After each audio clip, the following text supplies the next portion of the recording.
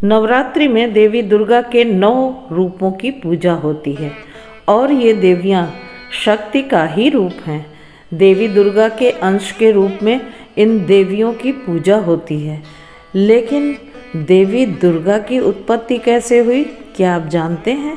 असल में देवी दुर्गा शक्ति का स्वरूप किसी विशेष कारण से बनी। देवी दुर्गा में अपार शक्ति कहाँ से आई या उन्हें प्रभावी अस्त्र कैसे और किससे मिले, इसके बारे में पुराणों में बताया गया है। तो आइए नवरात्रि के अवसर पर आपको देवी के जन्म के बारे में बताते हैं। पुराणों में उल्लिखित है कि मानव ही नहीं, देवता भी असुरों के अत्याचार से परेशान हो गए थे। तब देवता ब्रह्मा जी के पास गए और उनसे समाधान मांगा। तब ब्रह्मा जी ने बताया कि दैत्यराज का वध एक कुंवारी कन्या के हाथ ही हो सकता है। इसके बाद सभी देवताओं ने मिलकर अपने तेज को एक जगह समाहित किया और इस शक्ति से देवी दुर्गा का जन्म हुआ। देवगणों की शक्ति से देवी की उत्पत्ति हुई, लेकिन देवी के शरीर का प्रत्येक अंग देवताओं की शक्ति के अंश से बना हुआ है। जैसे भगवान शिव के तेज से माता का मुख बना, श्री हरि विष्णु के तेज से भुजाएं, ब्रह्मा जी के तेज से माता के दोनों चरण बने।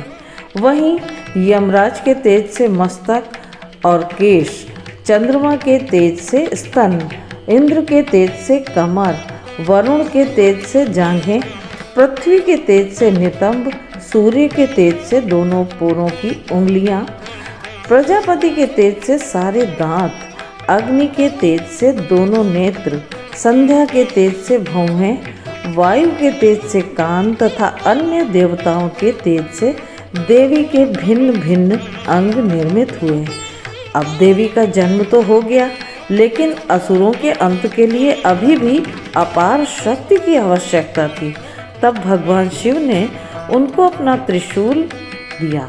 भगवान विष्णु ने चक्र, हनुमान जी ने गदा, श्री राम जी ने धनुष, अग्नि ने शक्ति व बाणों से भरे तरकश, वरुण ने दिव्य शंख, प्रजापति ने स्फटिक मणियों की माला, लक्ष्मी जी ने कमल का फूल, इंद्र ने वज्र, शेषनाग ने मणियों से सुशोभित नाग, वरुण देव ने पाश व तीर, ब्रह्मा जी ने चारों वेद तथा हिमालय पर्वत ने माता को उनका वाहन सिंह दिया। अस्त्र शस्त्र को देवी दुर्गा ने अपनी 18 भुजाओं में धारण किया।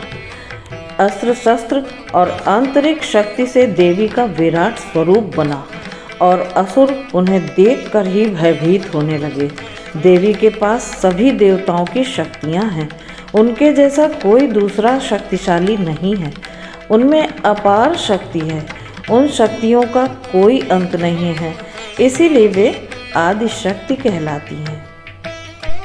परंपरागत रूप से नवरात्रि 9 रात्रियों का त्यौहार है, अर्थात 9 रातों का, जो देवी माँ की पूजा के लिए समर्पित है, जो देवी दुर्गा और उनके विभिन्न अवतारों के रूप में प्रकट होती है। नवरात्रि की प्रत्येक रात देवी के एक अलग रूप को समर्पित है, जो उनकी दिव्य ऊर्जा के एक अद्वितीय पहलू का प्रतिनिधित्व करती है। इन रातों के दौरान भक्त इस दिव्य ऊर्जाओं से जुड़ने के लिए और उनकी परिवर्तनकारी शक्तियों का उपयोग करने के उद्देश्य से प्रार्थना, ध्यान और आत्मनिरीक्षण करते हैं। हमारे भारतीय शास्त्रों में शक्ति का वर्णन 3 अलग अलग रूपों में किया गया है। पहला इच्छा शक्ति और ज्ञान की शक्ति और तीसरा क्रिया शक्ति। इन शक्तियों को आमतौर पर महाकाली, महालक्ष्मी और महासरस्वती के नाम से जाना जाता है। यह व्यापक रूप से समझा जाता है कि सृष्टि 3 मूलभूत गुणों से बनी है, सत्व, रजस और तमस। इन तीनों गुणों को महाकाली के सत्व गुण, महालक्ष्मी के रजस गुण और महासरस्वती के तमस गुण से गुणा करने पर हम 3 को 3 से गुणा करने पर परिणाम प्राप्त करते हैं, जो 9 के बराबर होता है।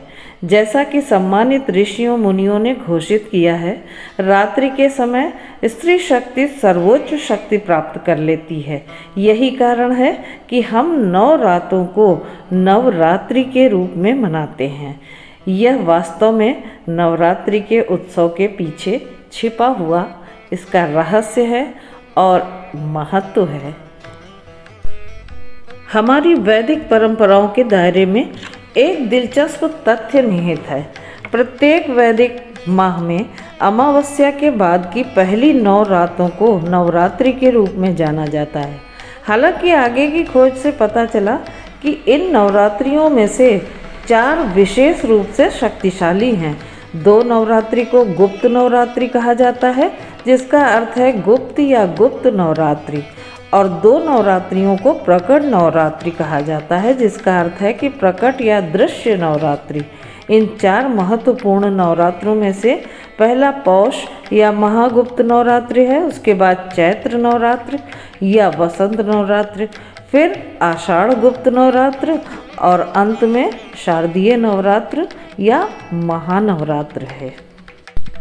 आश्विन मास में आने वाली शारदीय नवरात्रि को महानवरात्रि कहा जाता है।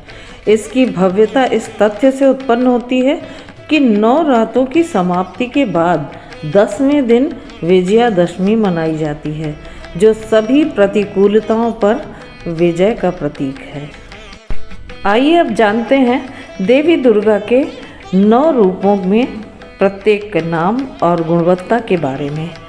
तो प्रथम रात्रि की देवी शैलपुत्री हैं। ये देवी विश्वास, प्रतिबद्धता और विश्वास का प्रतिनिधित्व करती हैं। दूसरी रात्रि की देवी ब्रह्मचारिणी हैं। ये देवी अनुशासन, अभ्यास और अच्छे आचरण का प्रतिनिधित्व करती हैं। तीसरी रात्रि की देवी चंद्रघंटा हैं। ये देवी सतर्कता और तत्परता का प्रतिनिधित्व करती हैं। चौथी रात्रि की देवी कुष्मांडा हैं।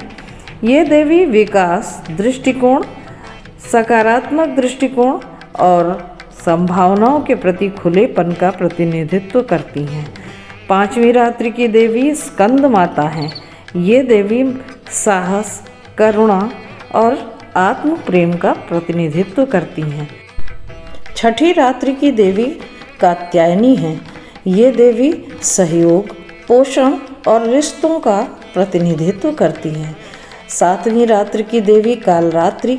ये देवी समय, आराम, शांति, प्रतिबिंब और आत्मनिरीक्षण का प्रतिनिधित्व करती हैं। आठवीं महागौरी हैं। ये देवी पवित्रता और ज्ञान का प्रतिनिधित्व करती हैं। नौवीं रात्रि की देवी सिद्धिदात्री हैं। ये देवी पूर्णता, सिद्धि, सफलता और निरंतर सुधार का प्रतिनिधित्व करती हैं। इस प्रकार नवरात्रि में वे गुण हैं जो कोई भी व्यक्ति अपने अवचेतन मन की गहराई में मौजूद अव्यक्त क्षमता को जागृत करके अपने चेतन स्वरूप में प्राप्त या विकसित कर सकता है। इस वर्ष का नवरात्रि उत्सव आपको धीरे धीरे प्रगति प्रदान करे और आपके जीवन में प्रचुर आनंद और समृद्धि प्रदान करे।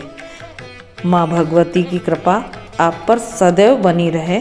जय माता दी। मित्रों, आपको मेरा यह वीडियो कैसा लगा कृपया कमेंट करके ज़रूर बताइएगा और बने रहिएगा मेरे साथ बहुत सारी कथाओं के लिए और जानकारियों के लिए मेरे चैनल को सब्सक्राइब करके। तो फिर मिलते हैं अगले वीडियो में किसी नई जानकारी, नए तथ्य अथवा किसी नई कथा के साथ। तब तक के लिए नमस्कार।